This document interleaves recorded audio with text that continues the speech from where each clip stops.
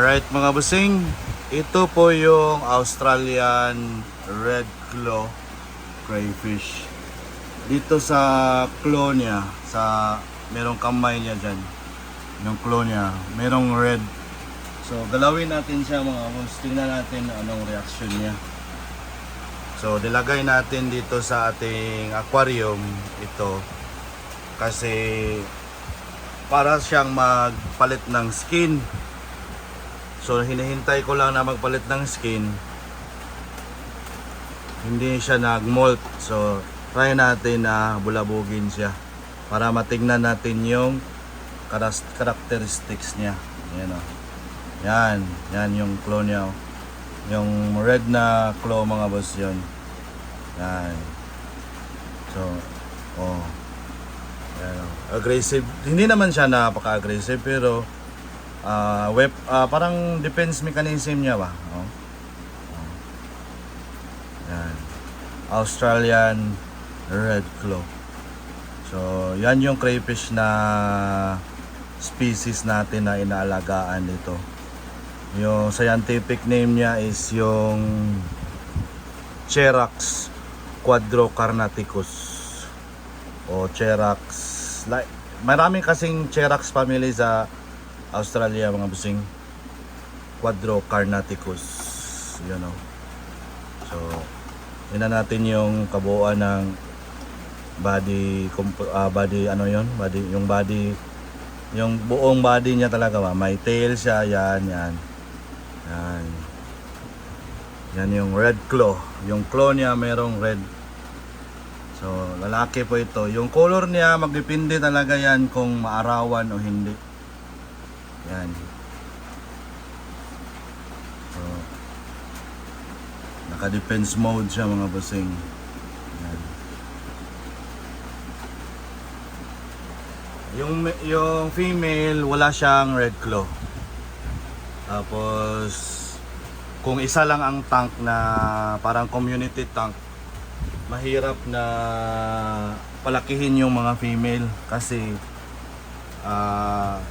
active sila sa breeding. So ang malalaki talaga natin ay mga male. Yan mga boss. Try natin na i-off yung lights mga boss.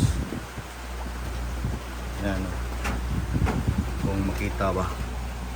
Ayan. Yan siya. Australian Red Claw. So yung mga Chinese po yung bawal po itong i-export sa Australia. Merong Pinoy na nag-attempt na pumunta sa Australia na bibili sana ng ganito at i-export o i-import sa Pilipinas pero hindi ito nilalabas ng Australia. So yung mga live na ganito na sinusupply ng Australia sa China, yun nakapuslit sa Southeast Asia, Indonesia at Malaysia mga busing at sa Pilipinas. So mga Chinese owned farm sa crayfish yung nandito sa Pilipinas. Yan yung female oh. Yan. Lagyan natin ng lights dyan. So hindi magkaano makita yung red sa claw niya kasi may mga parang lumot-lumot na siya. So madali lang din tanggalin yan. Hawakan siya at i-brush yung katawan ng crayfish. So ito yung male tapos yung female for demonstration purposes mga basing. Yan yung mga female natin dyan. Ito yung nursery tank natin at ito yung backyard pond natin. Ano. So andyan sila dyan. Alright.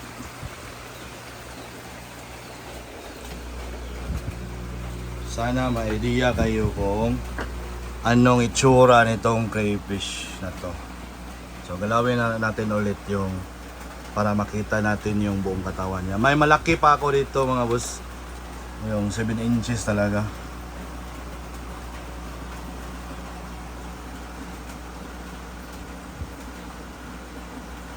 Ano, okay na siya. Basta yan yung reaction niya. Healthy na siya. Minsan, pag hulihin mo to na merong net, mag-back pedal ito na lalangoy. Yan yung claw niya, Red Claw. Australian Red Claw Crayfish. So ganitong size mga boss, pwede lang ikaw lang mag-isa. Lagyan mo ng butter at garlic. Okay na ito. Catch and cook na ito mga bossing.